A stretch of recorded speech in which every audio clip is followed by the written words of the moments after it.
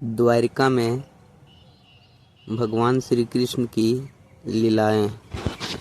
द्वारिका में रहकर श्री कृष्ण ने सुखपूर्वक जीवन बिताया। यहीं रहकर उन्होंने हस्तिनापुर की राजनीति में अपनी गतिविधियां बढ़ाई और 8 स्त्रियों से विवाह कर एक नए कुल और साम्राज्य की स्थापना की। द्वारिका वैकुंठ के समान थी।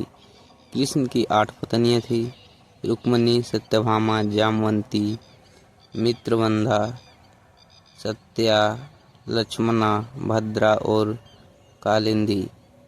इनसे उनका कई पुत्र और पुत्रियों की प्राप्ति हुई।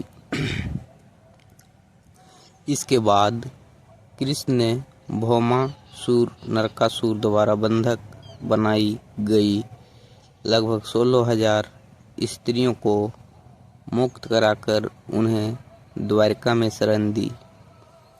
नरकासुर प्रयाग ज्योतिषपुर का दैत्यराज था, जिसने इंद्र को हराकर उनको उनकी नगरी से बाहर निकाल दिया था।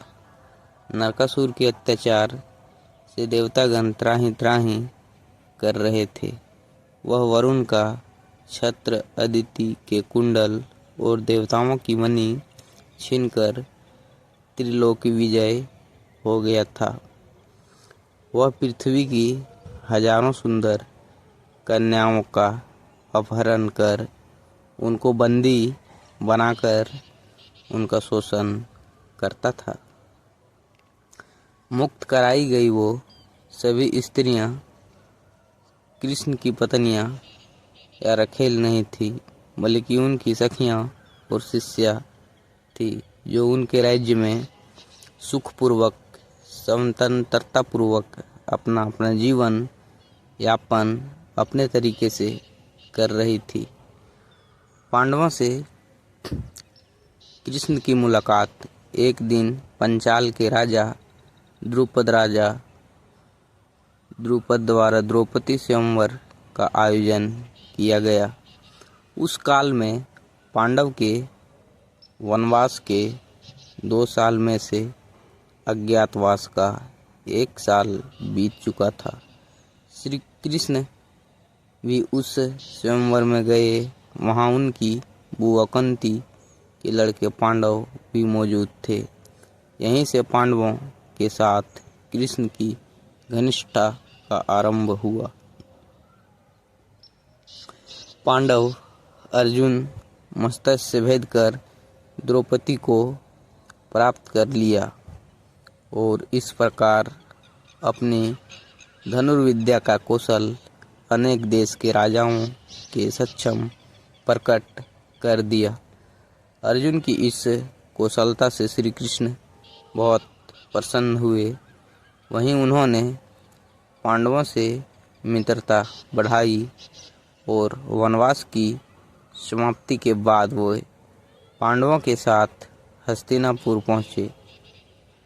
कुरुराज धृष्ट ने पांडवों को इंद्रप्रस्थ के आसपास का प्रदेश दे रखा था।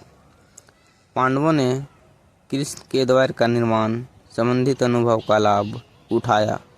उनकी सहायता से उन्होंने भी जंगल के एक भाग को साफ कराकर इंद्रप्रस्थ नगर को अच्छे से और सुंदर ढंग से बसाया।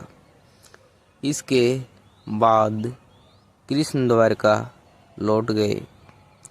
फिर एक दिन अर्जुन तीर्थाटन के दौरान द्वारिका पहुंच गए। वहां कृष्ण की बहन सुभद्रा को देखकर वे मोहित हो गए। कृष्ण ने दोनों का विवाह करा दिया और इस तरह कृष्ण की अर्जुन से प्रगाढ़ मित्रता हो गई। दोस्तों, एक छोटी सी कहानी सुनकर आप सब लोग को कैसा लगा हमें कमेंट बॉक्स में ज़रूर से ज़रूर बताना। मैं आपका दोस्त रंजित पंडित दिल से धन्यवाद करता हूँ।